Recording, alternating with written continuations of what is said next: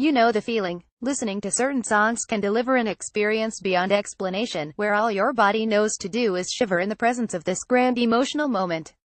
The hair on your arms stands tall and the moment takes over. In France they call this frissons. Here, we call it the chills. Evidently, this physical phenomenon in reaction to music doesn't happen to everyone.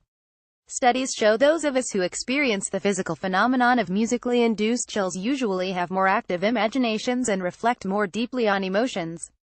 Turns out that not only does your skin tingle, but brain scans show chill-prone individuals may be hardwired for stronger emotions. We found that people who reliably and frequently get the chills from music have more fibers connecting the auditory cortex to the emotional feeling and emotional processing states, says lead study author Matt Sachs, in an interview with the University of Southern California. But why does certain music do this to us while other music doesn't? Reader's Digest suggests a few commonalities in chill-inducing music, including songs that build with anticipation, citing Jefferson Airplane's White Rabbit and Pink Floyd's Great Gig in the Sky. Other musical elements that strike a nerve are moments that subvert expectations, such as a key change or vocal harmony, or anything that connects with a strong emotional memory for the listener.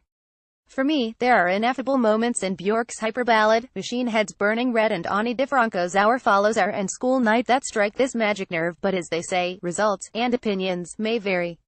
One thing's for sure, chills are not something we can summon without the right inspiration. For further reading, check out some more psychomusical and see what your favorite music reveals about your personality. Read more. Björk teases new album, calling it her Tinder record. A vinyl record owned and customized by John Lennon is up for auction, and expectations for bidding are high. The album is a pre-production copy of the Beatles' 1966 album Yesterday, and Today, with Lennon's signature and dedication drawing. The story behind the album is well known among collectors, according to Ultimate Classic Rock. Lennon owned the album before trading it with collector Dave Morrell in 1971 for a reel-to-reel tape of the Beatles' Yellow Matter Custard bootleg. After acquiring the album, Morrell got Paul McCartney and Ringo Starr to sign it as well, boosting its value even further, perhaps into the highest echelon of Beatles collector's items. The term world-class is probably a bit overused in describing collectibles, claims the listing on Heritage Auctions. Labeling this unique, rare and desirable Beatles item as world-class is not hyperbole. If anything, it does not do it justice. Included with this lot is a signed letter of authenticity from noted Beatle autograph expert Frank Chiazzo. Heritage is expecting to rake in north of $200,000 for the item, and they've already received a bid of $100,000. The auction reserve will be announced on November 4th. Remember when the Beatles unleash I Want to Hold Your Hand? Detroit rapper Eminem was awarded $415,000 in damages on October 25 from a lawsuit involving copyright infringement by New Zealand's National Party. Today, a representative from M's team says the Grammy winner will donate any proceeds he receives to hurricane relief. The lawsuit, filed by Eminem's publishing company 8 Mile Style, claimed the National Party used a song in their 2014 ad campaign that was ruled to be sufficiently similar to Lose Yourself. According to Variety, the same rep noted that contrary to multiple news reports, Eminem was not the one who initiated the suit. Eminem was not a party to this lawsuit, nor was he consulted regarding the case, the rep said. Any monetary settlement he receives from it will be donated to hurricane relief. He encourages the plaintiffs, 8 Mile Style, to do the same. Read more. 5 Reasons the Eminem Show is a classic. The popularity of home studios and mobile recording rigs is not a new trend in the recording industry, but those who can afford to make records any way they choose still have some incredible options. Recently, Billboard rounded up the world's top recording studios in 2017, a testament to the professional recording facilities that survived the technological boom that replaced so many studios with laptops, budget gear, and other more affordable recording options. This impressive list includes the best of the best in terms of tracking and mixing spaces, studio equipment, talented staff, and inspirational vibe. So put on another pot of coffee as we take a tour through some highlights from the list. Los Angeles leads the list with 11 of the 24 selections hailing from the LA area. With so much rich recording history, from Frank Sinatra to original cast recordings and major motion picture soundtracks, it's hard to compete with Hollywood's historic Capitol Studios.